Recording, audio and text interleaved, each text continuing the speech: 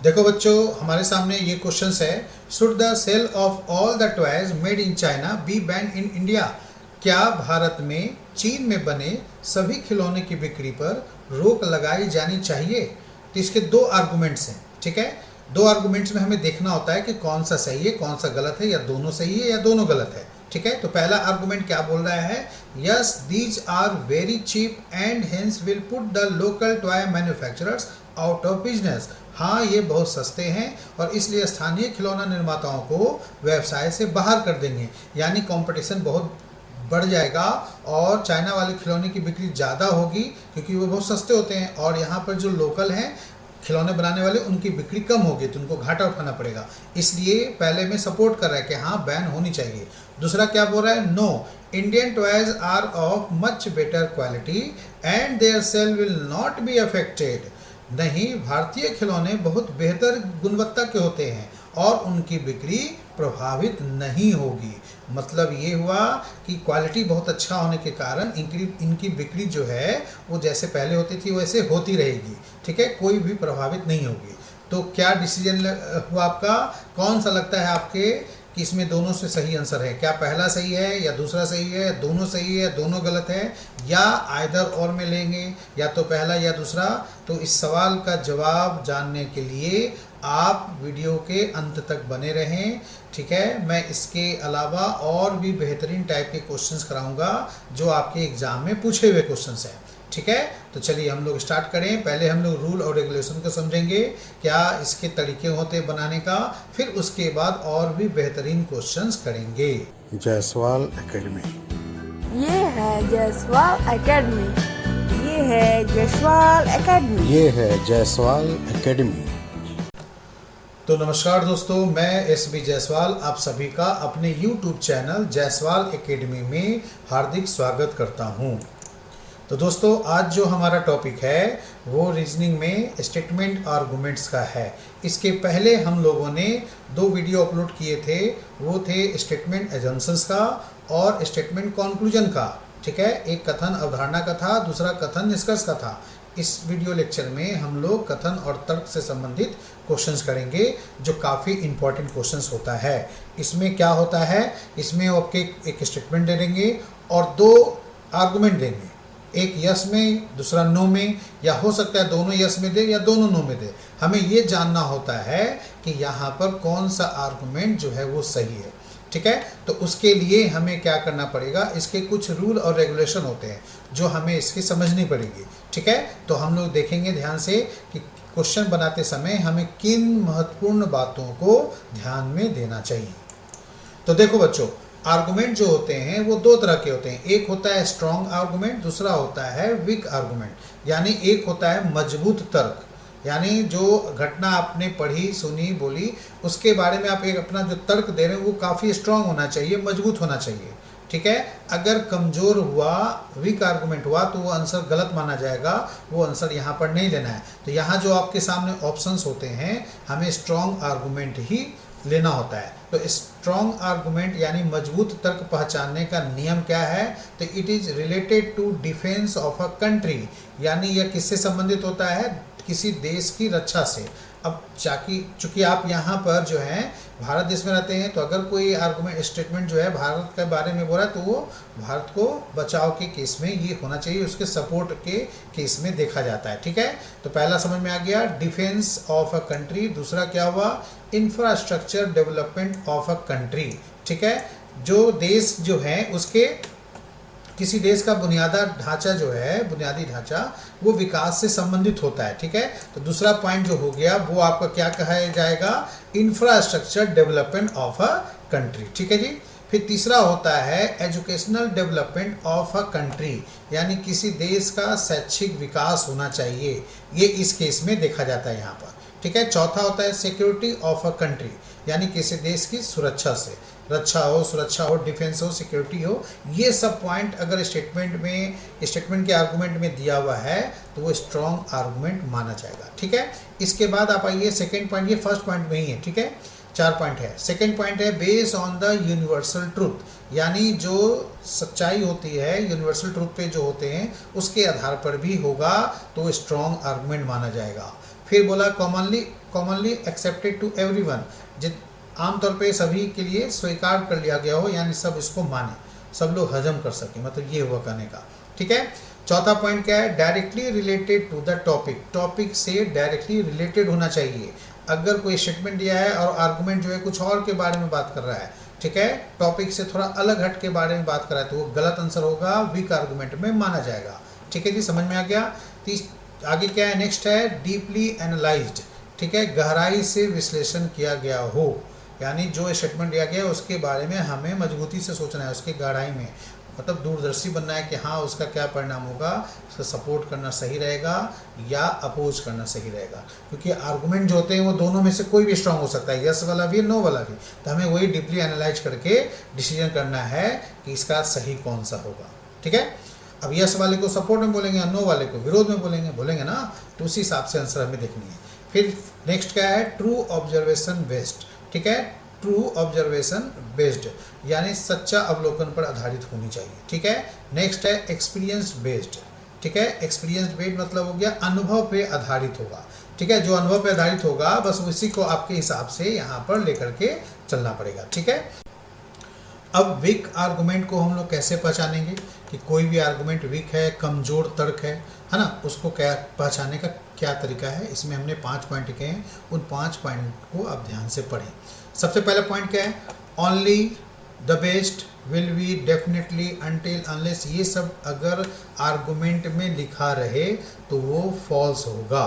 जैसे आपने statement, conclusion और एजम्पशंस में भी कुछ टर्म पढ़े थे ना, ऑल, ऑलवेज, नेवर, बट, है ना, ओनली, एग्जैक्टली, यहाँ भी ये टर्म है, अगर ये लिखा रहे तो वो वीक आर्गुमेंट होंगे यानी गलत होंगे। ठीक है जी। हमें देखिए क्वेश्चन में स्ट्रॉन्ग और वीक आर्गुमेंट पहचानना नहीं होता है, आपके सामने क्वेश्चन रहेगा, स्टेटमेंट रहेगा, फिर आर्गुमेंट रहेंगे, आपको जो स्ट्रॉन्ग आर्गुमेंट लगेगा बस वही आंसर देना है, वीक आर्गुमेंट वो अपने आप गलत हो जाएंगे। ठीक है ना। चलिए अब सेकंड क्या है, not discussed in the statement, statement में उसके बारे में कुछ लिखा ही हुआ ना हो, कथन में चर्चा ही नहीं किया गया हो, तो ये आपका आ जाएगा। ठीक है, मतलब गलत माना जाएगा। थर्ड है विच आर सिंपली रिपीटिशन और कॉपी और एनी प्रीवियस डिसीजन, ठीक है, वो डायरेक्ट रिपीटिशन हो, कॉपी हो प्रीवियस डिसीजन का, तो वो आपका यहाँ पर गलत माना जाएगा। जो किसी भी पिछले निर्णय की पुनरावृत्ति या प्रतिलिपि हो वो आर्गुमेंट वीक होते हैं, गलत मानते हैं। ठीक है। चौथा क्या पॉइंट लिखा है, हाफ एक्सप्लेनेशन और डिसीजन ऑन एनी इशू, किसी भी मुद्दे पर आधा स्पष्टीकरण हो या निर्णय भी आधा दिया गया हो तब उस केस में ये गलत माना जाता है। ओके। फिफ्थ पॉइंट क्या है, comparison between two countries because both countries are different in nature, culture और ज्योमेट्रिकल कंडीशंस। दो देशों के बीच की तुलना अगर की जाए तो भी वो वीक आर्गुमेंट माना जाता है। क्यों? क्योंकि दोनों देश के जो कल्चर होते हैं, नेचर, प्रकृति, संस्कृति सब अलग अलग होते हैं, है ना, यहाँ तक कि उनके भौगोलिक एरिया भी अलग होते हैं, मानसून भी कभी कभी अलग होता है। तो इसलिए यहाँ पर हम लोग दो देशों की तुलना नहीं कर सकते कि चाइना में ऐसा होता है तो इंडिया में वैसा होना चाहिए, है ना, पाकिस्तान में ऐसा होता है तो भारत में ऐसा होना चाहिए, अमेरिका में ऐसा होता है तो यहाँ होना चाहिए। ये सब जो है अगर चर्चा करेंगे किसी भी स्टेटमेंट के आर्गूमेंट में तो वो आर्गूमेंट क्या होगा, फॉल्स माना जाएगा। ठीक है। तो आई थिंक समझ में आ गया सबको यहाँ पर कैसे हमें देखना चाहिए। चलिए अब अगला देखें कि इसमें जब क्वेश्चन सॉल्व करेंगे तो ऑप्शंस आपको कैसे मिलेंगे। तो यहाँ पर देखिए ऑप्शन जो होगा वो क्या होगा कि in the following question some statements are followed by two arguments 1 and 2, you have to decide which of the argument is strong and given options. ठीक है, आपको यहाँ पर देखना है कि जो भी रहेगा उसमें कैसे लेंगे। तो आप फर्स्ट आर्गुमेंट अगर स्ट्रॉन्ग लगता है दो में से तो आप ये लीजिएगा, सेकंड आर्गुमेंट आपको स्ट्रॉन्ग लगता है तो आप बी ऑप्शन लीजिएगा। सी कब लीजिएगा, जब दोनों ही अपने अपने जगह पे ठीक हैं और दोनों की साथ में लेने की रिक्वायरमेंट ना हो, यानी किसी एक से काम चल जाए तो आइदर और में उसको रखा जाता है, तो वो क्या होगा, सी पार्ट होगा। ये आइदर और, यस और नो दोनों में भी हो सकता है लागू। ठीक है, दोनों ही गलत लगे, दोनों ही वीक आर्गुमेंट हो, दोनों ही स्ट्रॉन्ग नहीं हो, तो फिर आपको डी पार्ट लेना है और ई पार्ट लेना है कब, दोनों ही जो स्ट्रॉन्ग हो। ठीक है जी। तो ऐसे क्वेश्चन में 5 ऑप्शंस होते हैं। ये एसएससी में तो कभी कभी आते हैं, रेगुलर नहीं आते, बट बैंक में जब भी आएंगे 5 क्वेश्चन का सेट आएगा। ये काफ़ी इंपॉर्टेंट है। इसके अलावा सीसेट के एग्ज़ाम हो, आईएएस के एग्ज़ाम हो, यूपीएससी, यूपीपीएससी, एमपीपीएससी, पीसीएस, ये सब के एग्ज़ाम में भी ये क्वेश्चन ज़रूर पूछे जाते हैं और इस क्वेश्चन को इंटरव्यू में भी पूछा जाता है, ठीक है। जब इंटरव्यू होता है ना, तो ये प्रॉब्लम कुछ क्वेश्चन आपके सामने इस टाइप के पोल के आपके सामने रखेंगे और आपको सोच करके बताना पड़ेगा, ठीक है, कि कौन सा इसमें सही है, कौन सा इसमें गलत होगा, ठीक है। चलिए, तो पहला क्वेश्चन करें हम लोग। पहला क्वेश्चन क्या बोला है? Should be opinion polls predicting outcome of elections before the election be banned in India? क्या भारत में चुनाव के पहले चुनाव के परिणामों की भविष्यवाणी करने वाले जनमत सर्वेक्षण पर प्रतिबंध लगने चाहिए? तो पहला क्या बोला है आर्गुमेंट में? Yes, this may affect the voters mind and may affect the outcome. Hindi में क्या लिखा हुआ है? हाँ, यह मतदाता के दिमाग को प्रभावित कर सकता है और परिणाम को भी प्रभावित कर सकता है। भाई, अब मतदाता प्रभावित हो जाएंगे तो हो सकता है अपना डिसीजन चेंज कर दें, है ना। अगर उनको पता चल जाए कि ये पार्टी जीत रही है, ये पार्टी हार रही है, तो भाई सब सोचेगा कि भाई हारने वाले क्यों दें, जीतने वाले को दें, है ना। इस तरह से ये भी हो सकता है। तो क्या ये सही है? दूसरा क्या बोला है? No such polls are conducted all over the world, ठीक है। नहीं, इस तरह के चुनाव पूरे विश्व में कराए जाते हैं। इस तरह के चुनाव मतलब हो गया जिसमें जनमत सर्वेक्षण किया जाए, ठीक है। तो इस तरह के जो पोल्स हैं वो पूरे वर्ल्ड में कराए जाते हैं, ठीक है। समझ में आ गया? तो यहाँ पर कौन सा सही होगा? क्या लगता है, दोनों सही है कि दोनों गलत है, कि पहला सही दूसरा सही, पहला सही दूसरा गलत, या दूसरा सही पहला गलत? क्या लगता है? तो यहाँ पर देखिए स्टेटमेंट में क्या बोला है, ये बैन लगाने की बात की जा रही है किस पे? जनमत सर्वेक्षण पे, ठीक है। जो भी यहाँ पर ओपिनियन पोल होते हैं उसी के ऊपर। तो फर्स्ट यहाँ पर आर्गुमेंट ज़्यादा सही है, क्योंकि यहाँ क्या बोला है? दिस में affect the voters mind and may affect the outcome. इस स्टेटमेंट के हिसाब से इसलिए बोला गया है कि चुनाव के पहले ही सर्वेक्षण करा करके ये बता दिया जाए कि ये पार्टी जीत रही है, ये पार्टी हार रही है, इसको इतनी सीटें मिल रही है, इसको इतनी सीटें मिल रही है, तो लोग अपना विचार बदल सकते हैं, ठीक है। जिसके कारण मतदाता जो परिणाम होता है चुनाव का, इलेक्शन का जो रिजल्ट आता है उस पर भी इफेक्ट पड़ता है। तो इसलिए इस पर बैन होनी चाहिए। तो फर्स्ट बिल्कुल स्ट्रॉन्ग आर्गुमेंट है, सही कह रहा है। सेकंड क्या बोला है कि नहीं, इस तरह के पूरे वर्ल्ड में। देखो यहाँ पर गलत होने का रीज़न क्या है? ये जो वर्ल्ड लिखा है ना, ओवर द वर्ल्ड, ये इसके कारण सेकंड जो है ये रॉन्ग माना जाएगा। हमें पूरे वर्ल्ड से कोई मतलब नहीं है, क्योंकि इंडिया के बारे में बात हो रही है, तो इसलिए दूसरे कंट्री से कंपेयर नहीं करेंगे। अभी हमने रूल रेगुलेशन में भी पढ़ा था ना कि दूसरे कंट्री से कंपेयर किया रहा है तो वो वीक आर्गूमेंट माना जाता है, क्योंकि सबका अपना अपना कल्चर होता है, अपना अपना आबो हवा होती है, ठीक है। तो इसलिए आंसर इसका क्या बनेगा? Only first, okay. चलिए अब अगला क्वेश्चन देखें हम लोग। इसमें क्या बोला जा रहा है? यहाँ पर बोला जा रहा है should the sale of all the toys made in China be ban in India? क्या भारत में चीन में बने सभी खिलौने की बिक्री पर रोक लगा देनी चाहिए? क्या हाँ या ना? तो देखिए इसमें फर्स्ट में बोला है yes these are very cheap and hence will put the local toy manufacturers out of business. हाँ, ये बहुत सस्ते हैं और इसलिए स्थानीय खिलौना निर्माताओं को व्यवसाय से बाहर कर देंगे। मतलब ये हुआ कि उनकी बिक्री ज़्यादा होने लगेगी, मतलब चाइना वालों की, और लोकल वाले की बिक्री कम होने लगेगी, ठीक है। तो ये बिजनेस में क्या होगा? उनको घाटा होगा, वो कंपटीशन से बाहर हो जाएंगे, ठीक है। तो इसलिए इस पर बैन लगाने की बात कही गई है। अब दूसरे में क्या बोला गया? No Indian toys are of much better quality and their sale will not be affected. नहीं, भारतीय खिलौने की गुणवत्ता जो है वो काफ़ी अच्छे है, बहुत बेहतर गुणवत्ता के हैं, यानी क्वालिटी उनकी बहुत अच्छी होती है, इसलिए उनकी बिक्री प्रभावित नहीं होगी। कहने का मतलब ये हो गया कि जो चाइना खिलौने सस्ते होते हैं इनकी क्वालिटी घटिया होती है, ठीक है। तो जो लोग क्वालिटी पसंद करेंगे वो लोग भारतीय खिलौने खरीदेंगे, और जो लोग सिर्फ दामों पर देखेंगे, दाम देखेंगे, प्राइस देखेंगे, तो वो लोग सस्ते माल पे जाएंगे। तो क्वेश्चन में जो ऊपर स्टेटमेंट दिया हुआ है, यहाँ पर स्टेटमेंट में कहीं भी प्राइस या क्वालिटी का जिक्र नहीं है। वो सीधे बोला है, क्या बोला है कि भारत में चाइना के बने खिलौनों की बिक्री पर रोक लगनी चाहिए कि नहीं लगनी चाहिए। तो भाई वजह है जाननी पड़ेगी ना, क्यों? तो वजह दो अलग अलग वजह दिए गए हैं। पहला वजह जो दिया गया है आर्गुमेंट में वो प्राइस के आधार पर दिया गया है, तो बिल्कुल सही बोला गया है, गलत नहीं बोला गया है कि उनके खिलौने सस्ते होंगे तो उनकी बिक्री ज़्यादा होगी, यहाँ की बिक्री भी कम होगी। भाई मान लिया मेरे पास पैसे कम हैं तो मैं सस्ती चीज़ें खरीदूंगा ना, चाहे खिलौना हो चाहे मोबाइल हो, ठीक है। मैं सस्ती चीज़ें खरीदूंगा, बच्चों को सस्ती चीज़ दिलाऊंगा, भले ही जल्दी ख़राब हो जाए, क्वालिटी अच्छा ना हो। लेकिन जब मेरे पास पैसे की दिक्कत नहीं है, कमी नहीं है, तो फिर मैं क्यों घटिया क्वालिटी की चीज़ खरीदूँ? मेरे पास पैसे जब नहीं है तो मैं महंगी चीज़ें खरीद सकता हूँ। तो ये डिपेंड करता है लोगों के एबिलिटी के ऊपर। तो इसीलिए यहाँ पर दोनों ही अपने अपनी जगह पे सही हैं। पहले वाले प्राइस के आधार पर भी सही है और दूसरा वाला जो है क्वालिटी के आधार पर भी सही है। तो अब क्या होगा भाई, बैन लगेगा कि नहीं लगेगा? कोई एक ही काम होगा ना। तो इसलिए ऐसे क्वेश्चन का आंसर जो है वो आप यहाँ पर इधर और में ही दे सकते हैं। अब देखिए अगला क्वेश्चन में क्या बोल रहा है, should there be a total ban on the use of plastic bags? क्या प्लास्टिक के थैलियों के उपयोग पर प्रतिबंध लगना चाहिए, प्रतिबंध होना चाहिए? तो फर्स्ट बोला है yes, use of plastic bags causes various problems like water pollution and water logging and hence it is necessary to ban it. हाँ, प्लास्टिक की थैलियों का उपयोग जल प्रदूषण और जल जमाव जैसे विभिन्न समस्याओं का कारण बनता है, ठीक है, और इसलिए इसमें प्रतिबंध करना आवश्यक है।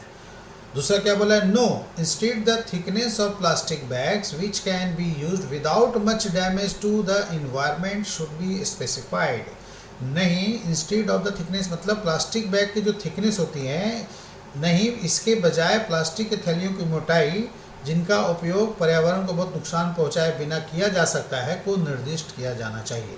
मतलब ऐसे आदेश देने चाहिए ताकि जो मोटे लेयर वाले जो प्लास्टिक बनते हैं ना वो बंद कर दें और पतले जो लेयर वाले जो जल्दी आसानी से नष्ट हो जाएं, ठीक है, वो निर्दिष्ट करने चाहिए, स्पेसिफाई करनी चाहिए जहाँ इसका निर्माण हो। तो अब इसका आंसर देखिए क्या होगा। तो यहाँ पर दोनों ही आर्गूमेंट जो हैं वो स्ट्रॉन्ग है। फर्स्ट बोला है कि जो रीजन बताया कि हाँ बैन होना चाहिए। क्यों बैन होना चाहिए? क्योंकि इससे जल प्रदूषण, जल जमाव की जैसे समस्याएं होती हैं, ठीक है, तो ये बंद हो जाना चाहिए। अब इसके जगह पर एक ऐसा प्लास्टिक की थैलियाँ बने जो पर्यावरण को नुकसान ना पहुँचाए, ठीक है, और वो पतली वाली हो, जल्दी नष्ट भी हो जाए, मतलब जल जमाव और जल प्रदूषण जो होता है ना वो ना हो पाए, और जल जमाव यानी पतली रहेगी तो जल्दी से जल जमा होएगा नहीं, फट से बह जाएगा, ठीक है।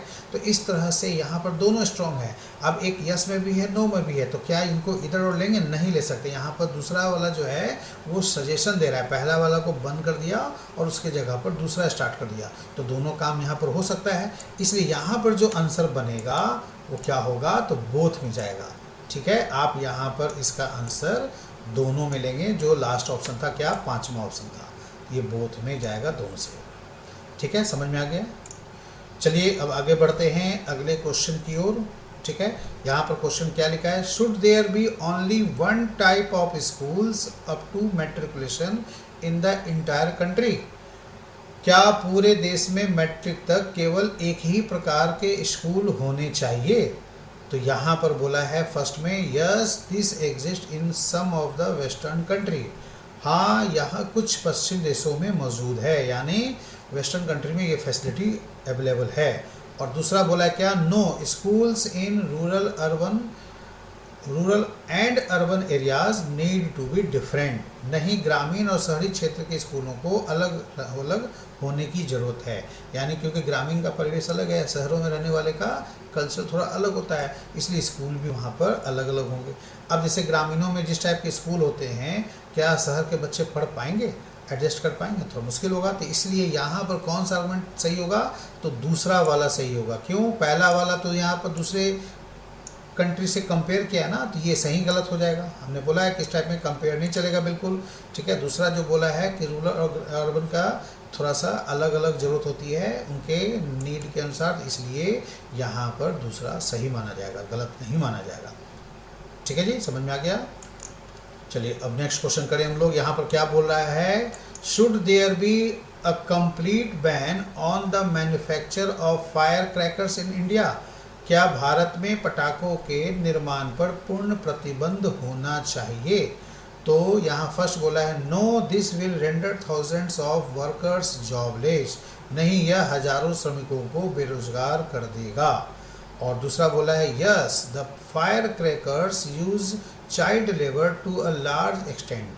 हाँ, यह काफ़ी हद तक बहुत बड़ी मात्रा में, बहुत बड़ी संख्या में बाल श्रम का उपयोग करते हैं, ठीक है, ये चाइल्ड लेबर का यूज करते हैं। तो यहाँ पर क्या सही होगा, तो देखिए अगर फायर क्रैकर्स यानी जो आतिशबाजी बनाते हैं फैक्ट्री, वो चाइल्ड लेबर का यूज करते हैं तो उसके लिए पनिशमेंट कुछ और किया जा सकता है, उनके लाइसेंस रद्द हो सकते हैं उस फैक्ट्री के, ठीक है।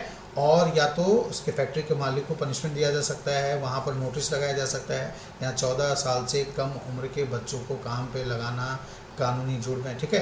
तो ये कानूनी अपराध है, तो ये सब लिख के वहाँ पर किया जा सकता है। तो इसके लिए ये तो नहीं है कि पूरे भारत में ही बैन कर दो, है ना, ये गलत हो जाएगा ना। तो इसलिए यहाँ पर सेकेंड जो है आर्गूमेंट सही नहीं है, वीक है।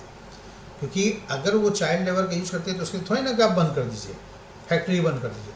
फैक्ट्री में से जो बच्चे हैं उनको हटा दीजिए और जुर्माना लगा दीजिए फैक्ट्री पे, ताकि फैक्ट्री बंद ना हो पाए, उसके वर्कर बेरोजगार ना हो पाए। इसलिए फर्स्ट जो बोला है कि हाँ इससे श्रमिक बेरोजगार हो जाएंगे, भाई उनको भी तो अपने घर का खर्च चलाना है, वो कहाँ जाएंगे, ठीक है। तो इसलिए पहला जो है वो बिल्कुल सही होगा, ठीक है, गलत नहीं होगा। आपका आंसर बनेगा ओनली फर्स्ट, सेकंड रॉन्ग माना जाएगा। अब नेक्स्ट क्वेश्चन क्या बोल रहा है, देखिए, is the post of governor of the state necessary? क्या राज्य के राज्यपाल का पद आवश्यक है, क्या इसकी जरूरत है? तो फर्स्ट बोला है yes, government is an important link between the centre and the state. हाँ, राज्यपाल केंद्र और राज्य की एक महत्वपूर्ण कड़ी है। दूसरा बोला है no, governor is only a nominated officers and is not a democratically elected representative of the people. नहीं, गवर्नर केवल एक मनोनीत अधिकारी है और लोकतांत्रिक रूप से जनता का निर्वाचित प्रतिनिधि नहीं है। तो अगर भाई वो जनता का प्रतिनिधि नहीं है लेकिन प्रशासनिक काम बहुत सारे करते हैं ना गवर्नर, ठीक है, तो इसलिए दूसरा जो है वो यहाँ पर गलत होगा, ठीक है। पहला सही होगा क्योंकि जो गवर्नर जो होते हैं वो इम्पोर्टेंट लिंक का काम करते हैं बिटवीन सेंटर एंड स्टेट के बीच में। मान लिया राज्य सरकारें गिर गई तो फिर वहाँ पर उस केस में मुख्यमंत्री ने रिजाइन दे दिया तो फिर उस राज्य को कौन संभालेगा? तो राज्यपाल ही संभालते हैं ना, उसमें राष्ट्रपति शासन लगता है तो राज्यपाल ही सारा कामकाज करते हैं। इसलिए ये बहुत ही इम्पोर्टेंट हो जाता है, लिंक है, इसको हम लोग ख़त्म नहीं कर सकते पोस्ट का, ठीक है। अब देखिए अगला क्वेश्चन क्या है, should the private companies be allowed to operate passenger train services in India? क्या निजी कंपनियों को भारत में यात्री ट्रेन सेवाओं के संचालन की अनुमति दी जानी चाहिए? तो फर्स्ट में बोला है yes, this will improve quality of services in Indian railways and it will give severe competition. हाँ, इससे भारतीय रेलवे में सेवाओं की गुणवत्ता में सुधार होगा और यह गंभीर प्रतिस्पर्धा देगा। दूसरा बोला है no, the private companies may not agree to operate in the non profitable sectors. नहीं, निजी कंपनियां गैर लाभकारी क्षेत्रों में काम करने के लिए सहमत नहीं हो सकती हैं। ये दूसरा जो है यहाँ पर गड़बड़ है, ठीक है, यहाँ पर दूसरा भी सही नहीं होगा। इसका आंसर क्या होगा? तो पहला ही सही होगा, ठीक है, क्योंकि इससे क्या होगा कि जो क्वालिटी है सर्विस में वो सुधार होगा। क्योंकि अगर प्राइवेट कंपनियां देंगे तो जो अच्छा काम करेंगी उन्हीं को टेंडर दिया जाएगा ना। मान लिया जाए उनको टेंडर दिया गया और अच्छा सर्विस नहीं दी तो अगली बार उनको हटा दिया जाएगा, फिर दूसरा लाया जाएगा, यानी सर्विस और अच्छा मिलेगा तभी तो उनको रखा जाएगा। तो इसलिए यहाँ पर जो है कि क्वालिटी जो है सर्विस में वो इम्प्रूव होगा और गंभीर प्रतिस्पर्धा भी देगा, मतलब कि टफ कंपटीशन भी रहेगा। हर कंपनी चाहेगी कि मैं ये काम करूं, मैं ये काम करूं, है ना, अपना प्रॉफिट के लिए। तो इसलिए यहाँ पर ये पहला ही सही होगा। दूसरा जो है नॉन प्रॉफिटेबल सेक्टर लिखा है, ऐसा कुछ नहीं है। अगर सर्विस अच्छा हो जाए और काम बढ़िया हो तो ये प्रॉफिटेबल सेक्टर भी बन सकता है, ठीक है जी। तो इसलिए यहाँ पर दूसरा दमदार नहीं है। अब देखिए इसका आंसर क्या बनेगा, should government provide a support to the prices of agriculture products? ठीक है, क्या सरकार को कृषि उत्पादों की कीमतों में सहायता प्रदान करनी चाहिए? तो yes, this will assure the farmers about reasonably good returns, thereby ensure balanced production of agriculture products and also help curb the black marketing practices.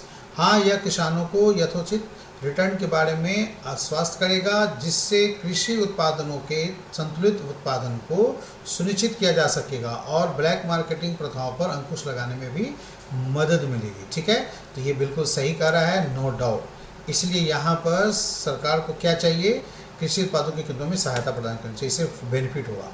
और दूसरा क्या बोला है, no government has many other things to look after. नहीं, सरकार को देखभाल करने के लिए और भी कई अन्य चीज़ें हैं। तो भाई ठीक है, तो ये भी तो इम्पोर्टेंट है, ये और भी इम्पोर्टेंट चीज़ है देखने के लिए, तो ये भी है, इसलिए इसको नेगलेक्ट नहीं किया जा सकता ना। इसलिए यहाँ पर जो आंसर आएगा वो आपका क्या बनेगा, फर्स्ट सही होगा और सेकंड जो है वो रॉन्ग माना जाएगा। तो ऑप्शन के अकॉर्डिंग आप यहाँ पर फर्स्ट लीजिएगा। ठीक है, अगला बोला है क्या question, should political parties be banned from taking out processions on public roads. क्या राजनीतिक दलों को सार्वजनिक सड़कों पर जुलूस निकालने पर प्रतिबंध लगा देना चाहिए? तो पहला बोला है हाँ, yes, it creates a great inconvenience to commuters. हाँ, यह यात्रियों के लिए एक बड़ी असुविधा पैदा करता है। और दूसरा, no, they have the freedom of speech and the right to demonstrate the same through such medium. नहीं, उन्हें इस तरह के माध्यम से भाषण की स्वतंत्रता और प्रदर्शन का अधिकार है। देखिए यहाँ पर अब क्या करेंगे भाई, कौन सा सही होगा, तो जो फर्स्ट बोला है कि अगर रोड पे धरना निकले या जुलूस निकले, है ना, लोग धरना प्रदर्शन करें, जुलूस निकालेंगे तो भाई ट्रैफिक जाम की समस्या होगी, लोगों को आने जाने वाले यात्रियों को बहुत असुविधा होगी। ठीक है, तो ये बिल्कुल सही बात बोल रहा है। ठीक है, तो ये फर्स्ट स्ट्रॉन्ग है आर्गूमेंट।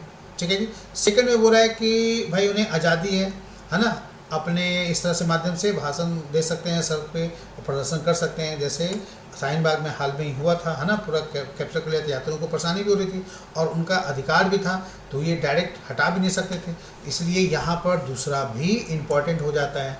ठीक है, तो यहाँ पर अब आप क्या करेंगे भाई, तो कोई एक तो ले नहीं सकते, उन पर बैन लगे कि नहीं लगे, तो इसलिए यहाँ पर ऐसे केस में हमारा आंसर क्या बनेगा, तो आइदर और आपको लेना चाहिए।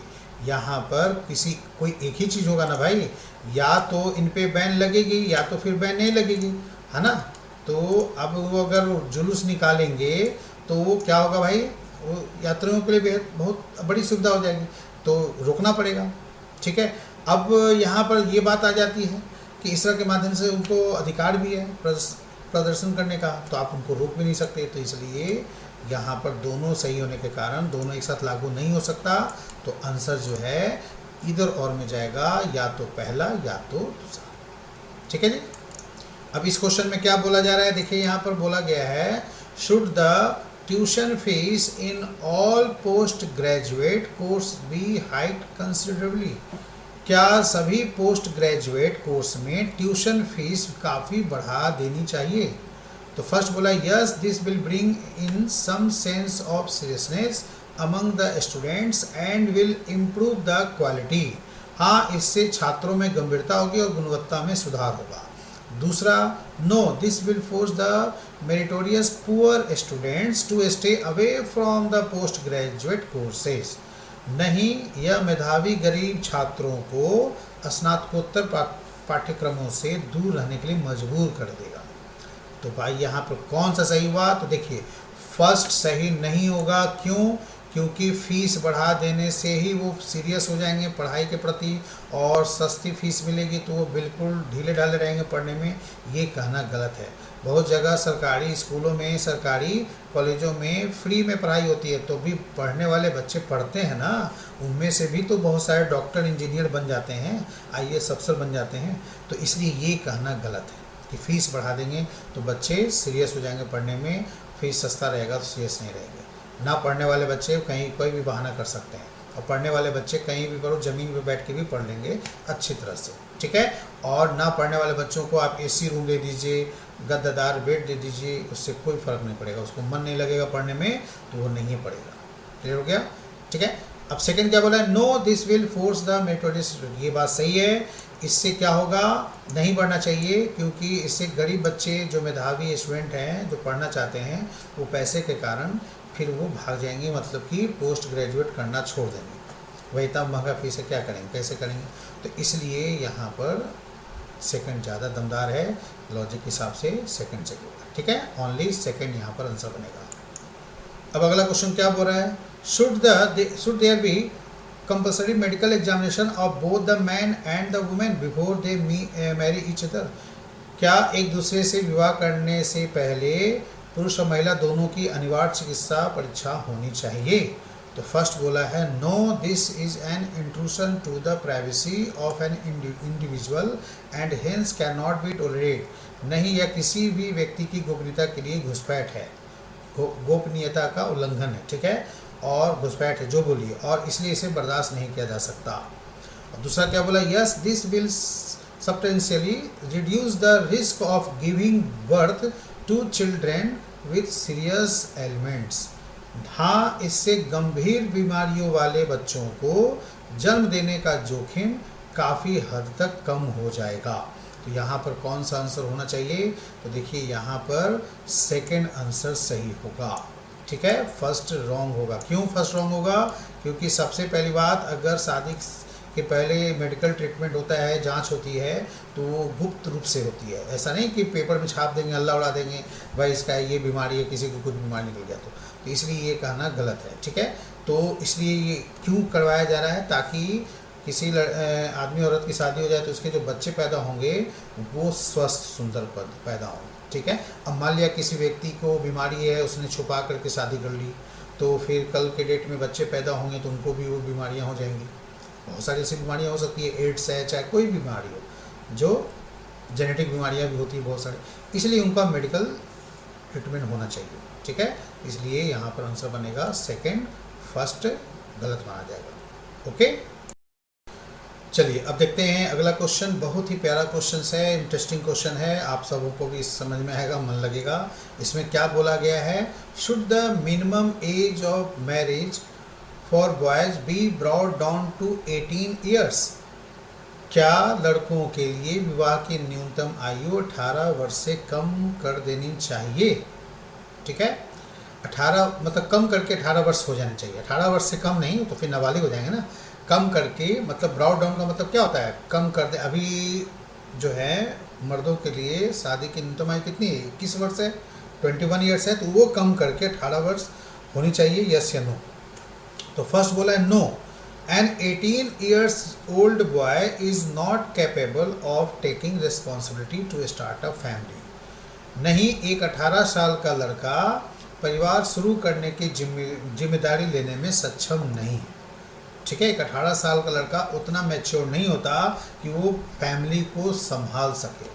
ठीक है, ये पहला बोला है। दूसरा बोला है no, the boy should be allowed to marry only after they become self dependent. दूसरा भी नो वाला ही है, यस वाली नहीं है। दूसरा बोला है नहीं, मतलब न्यूनतम 18 वर्ष नहीं चाहिए, क्योंकि लड़कों को आत्मनिर्भर होने के बाद ही शादी करने की अनुमति दी जानी चाहिए। तो अब आपको लगेगा कि दोनों सही है, लेकिन ध्यान से पढ़िए। फर्स्ट में बोला है कि 18 साल का लड़का जो है वो कैपेबल नहीं हो सकता, एक फैमिली स्टार्ट करने के रिस्पॉन्सिबिलिटी को अच्छी तरह से नहीं संभाल सकता। ये सही है, क्योंकि 18 साल का लड़का उतने मैच्योर अभी नहीं होते दिमाग से। ठीक है, कि वो सीरियसनेस नहीं होते वो, कि वो फैमिली के बोझ को संभाल सकें, और इस उम्र में उतना कमाते धमाते भी नहीं है। और कमाने धमाने में लगेंगे तब भी मेंटली रूप से उतना मैच्योर नहीं होते। ठीक है, कि फैमिली की जिम्मेदारी को संभाल सके। दूसरा बोला है कि लड़के जो है वो उनकी शादी की इजाज़त तभी मिलनी चाहिए जब वो अपने पैरों पे खड़ा हो जाए, आत्मनिर्भर हो जाए। बताओ, अगर बच्चा वो PCS की तैयारी कर रहा है और 35 वर्ष हो गया, 40 वर्ष उम्र हो गया, लगा हुआ है, ठीक है, नौकरी लग नहीं रही है, तो फिर उसको कहेंगे नहीं भाई पहले नौकरी लो, भले 40 साल क्यों नहीं होगा, तब शादी करना है। ऐसा नहीं करना है तो उसके साथ जाती नहीं हो जाएगी। ठीक है भाई, अब 40 साल तो एक तरह से क्या हो गया, वो प्रौढ़ावस्था में चला जाएगा, तो उस उम्र में शादी के लिए वो लड़की भी नहीं मिलेगी अच्छी। तो इसलिए यहाँ पर ये जो है वो अत्याचार हो जाएगा। ठीक है, उस लड़के के साथ जो आत्मनिर्भर होने के बाद ही शादी करने की अनुमति मिले तो सेकंड जो है यहाँ पर बिल्कुल गलत है। ठीक है, सेकंड सही मत कीजिएगा। ठीक है ना, क्योंकि ये जो नियम बनेगा वो कानून बन जाएगा ना, तो कानून बन जाएगा तो वो फिर कानून गलत है ना, कि आप जब तक पैर पर खड़ा नहीं होंगे, भाई नौकरी नहीं, काम धंधा नहीं करेंगे, तब तक शादी नहीं कर सकते। बेरोजगार बैठे हुए हैं तो फिर आप कुंवारा ही बैठिए। ठीक है, ये गलत है कानून, इसलिए यहाँ पर ये सेकंड वाला रॉन्ग मानेंगे। आंसर होगा ओनली फर्स्ट। ठीक है। अब इस क्वेश्चन में देखिए क्या बोला गया है, should road repair work in big city be carried out only late at night. क्या बड़े शहरों में सड़क मरम्मत का काम केवल देर रात को ही किया जाना चाहिए। तो फर्स्ट में बोला no this way the work will never get completed, नहीं इस तरह से काम कभी पूरा नहीं होगा। दूसरा बोला है yes the commuter will face lot of problem due to repair work during the day. हाँ, दिन के दौरान मरम्मत कार्य होने से यात्री को काफ़ी परेशानियों का कठिनाइयों का सामना करना पड़ेगा। तो ये सेकंड सही होगा, ठीक है। फर्स्ट जो है वो गलत होगा, क्यों, क्योंकि यहाँ पर ये टर्म आ गया, मैंने कीवर्ड स्टार्टिंग में लिखवाया था ना, एक बार आप देख लीजिएगा वीडियो को आगे, मतलब बैक साइड ले आकर, ठीक है। तो नेवर लिखा हुआ है, इस सब टाइप के अगर वर्ड आ जाए तो हमेशा गलत होता है, ठीक है। तो ये कह नहीं सकते कि दिन में काम होगा, मतलब रात को काम करवाएंगे तो काम कभी पूरा नहीं होगा, ऐसा नहीं होगा भाई। धीरे हो सकता है, डिले हो सकता है काम में, लेकिन पूरा तो होएगा ही, भले ही 1 महीने की जगह 3 महीने लग जाए, ठीक है। तो इस तरह से यहाँ पर कहना गलत है, ठीक है। दिन में काम जल्दी होंगे, रात में काम धीरे से होंगे, लेकिन पूरा नहीं होगा, ये कभी ये कहना गलत हो जाएगा, ठीक है। इसलिए फर्स्ट जो है वो रॉन्ग हो जाएगा, आपका सेकंड जो है वो सही होगा। इसके आंसर बनेंगे ओनली सेकंड। अब इसका आंसर क्या होगा बच्चों, सोचो। Should mutual fund be brought under strict government control. क्या म्यूचुअल फंड जो है को सख्त सरकार नियंत्रण के अधीन लाया जाना चाहिए। तो फर्स्ट में बोला yes that is one of the way to protect the interest of the investors. हाँ, निवेशकों के हितों की रक्षा करने का यह एक तरीका है। दूसरा बोला no strict government control are likely to be counter productive, नहीं सख्त सरकार नियंत्रण उल्टा होने की संभावना है। अब यहाँ पर देखिए दोस्तों क्या आंसर होगा, आप पहला सही होगा कि दूसरा सही होगा। तो इसका आंसर जो है वो दोनों ही गलत हो जाएगा, क्यों, क्योंकि यहाँ पर जो है पहले के इसमें बोला है कि यह that is one of the वे, ठीक है, कि निवेशकों के हितों की रक्षा करने का ही एक तरीका है। तो इसलिए यहाँ पर ज़रूरी नहीं है कि वो स्ट्रिक्ट गवर्नमेंट कंट्रोल कर ले तो वो निवेशकों के हितों की रक्षा होगा, और जो प्राइवेट चला रहे हैं वो निवेशक वो अच्छा मुनाफा नहीं देता, इसलिए ये दमदार नहीं है, ठीक है। पहला गलत हो जाएगा। और दूसरा बोला है क्या कि सख्त सरकार नियंत्रण उल्टा होने की संभावना है, मतलब वो कंट्रोल करे तो और बेकार हो जाने की संभावना। ये भी हम कंफर्म नहीं कर सकते कुछ कि ऐसा कुछ है, वो डिपेंड करता है सिचुएशन के हिसाब से, कि कुछ ऐसे भी हो सकते हैं जो सरकारी नियंत्रण में म्यूचुअल फंड हो सही भी चल सकते हैं, तो कुछ उल्टा भी हो सकता है, मतलब कंफर्म आंसर नहीं है। इसलिए दोनों ही लॉजिक जो है यहाँ पर आर्गुमेंट दमदार नहीं है, दोनों का आंसर जो होगा वो नाइदर नॉर में लिया जाएगा, ठीक है।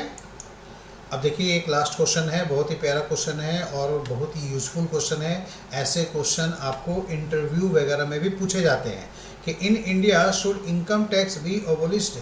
क्या भारत में आयकर जो है समाप्त कर देनी चाहिए, ख़त्म कर देनी चाहिए। इनकम टैक्स डिपार्टमेंट मतलब आयकर लेना ही नहीं चाहिए, किसी से इनकम टैक्स लेना ही नहीं चाहिए, उस चीज़ को ख़त्म कर देनी चाहिए। तो फर्स्ट बोला है yes because it is unnecessary burden on the ways earner, क्योंकि यह मजदूरी कमाने वाले पर यह एक अनावश्यक बोझ है, ठीक है। ये बोला है फर्स्ट कि हाँ इसे ख़त्म कर दो। और दूसरा बोला है no because it is a good source of revenue, नहीं क्योंकि यह राजस्व का एक अच्छा स्रोत है, ठीक है। तो इसलिए यहाँ पर क्या होता है कि इस केस में कौन सा सही होगा, तो पहला तो बिल्कुल सही नहीं होना चाहिए, क्यों, क्योंकि यहाँ पर बोला है कि मजदूरी कमाने वाले पे एक अनावश्यक बोझ है। अब जैसे देखिए सरकार तो इनकम टैक्स में कुछ छूट भी तो देती है कि 2.5 लाख 3 लाख है ना, 4 लाख या 5 लाख तक कर दी है कि 5 लाख तक कमाने वालों को टैक्स ज़्यादा नहीं देना है या बिल्कुल नहीं देना है, इस तरह के सरकार नियम लाती है। तो उसके इसमें मजदूरी कमाने वाले का अनावश्यक बोझ तो कुछ हुआ ही नहीं, है ना। 2.5 लाख 3 लाख वाले तो बिल्कुल छोटा है, वो दे ही नहीं सकते, वो मतलब देने की जरूरत ही नहीं उनको कोई टैक्स की। तो इसलिए फर्स्ट आपका कहना गलत है कि अननेसेसरी बर्डन है, ठीक है। अब दूसरा बोला है कि no because it is a good source of revenue, ये सही है भाई। इनकम टैक्स से क्या होता है, सरकार को एक अच्छा रेवेन्यू मिलता है ना, और उसके हेल्प से सरकार क्या करती है, और भी विकास का कार्यक्रम करती है, विकास का डेवलप करती है। अब जैसे रोड पे हम लोग चलते हैं तो रोड अच्छी तरह मरम्मत होनी चाहिए, चमाचम रोड होनी चाहिए, है ना, मजबूत होनी चाहिए, तो रोड टैक्स सरकार लगाती है। अब भले ही घोटाला हो जाए तो काम ना करे, लोग लापरवाही करे, वो बात अलग है, लेकिन उसी के हेल्प से सड़कें बनती हैं, तो उसमें योगदान हम ही लोग का तो होता है। तो देश के इंफ्रास्ट्रक्चर में ये योगदान हम लोग के लिए देने के लिए टैक्स नियम लागू रहना जरूरी है, ठीक है। तो समझ में आ गया आप सबों को कि ये क्वेश्चन यहाँ पर कैसे बनाने चाहिए। इस टाइप के क्वेश्चन जो हैं बच्चों, देखो ये आपके एग्ज़ाम इंटरव्यू वगैरह में भी पूछे जाते हैं, ठीक है। तो ऐसे क्वेश्चन को आप अच्छी तरह से प्रैक्टिस कर लिया कीजिए। जो भी प्रीवियस ईयर के क्वेश्चन बैंक हैं, अगर आप बैंक की तैयारी कर रहे हो, आईएएस की तैयारी कर रहे हो, तो प्रीवियस ईयर के क्वेश्चन बैंक में ये सब टाइप के क्वेश्चन जो है आप प्रैक्टिस करके बनाओ। जितना ज़्यादा बनाओगे उतना ही ज़्यादा आपको बेनिफिट मिलेगा, फ़ायदा मिलेगा, ठीक है। तो आज मैं यहीं छोड़ता हूँ। आप लोग इस वीडियो को लाइक करें, शेयर करें और सब्सक्राइब जरूर कर लें, ठीक है। तब तक के लिए हमें विदा दीजिए। बहुत बहुत धन्यवाद आप सभी का।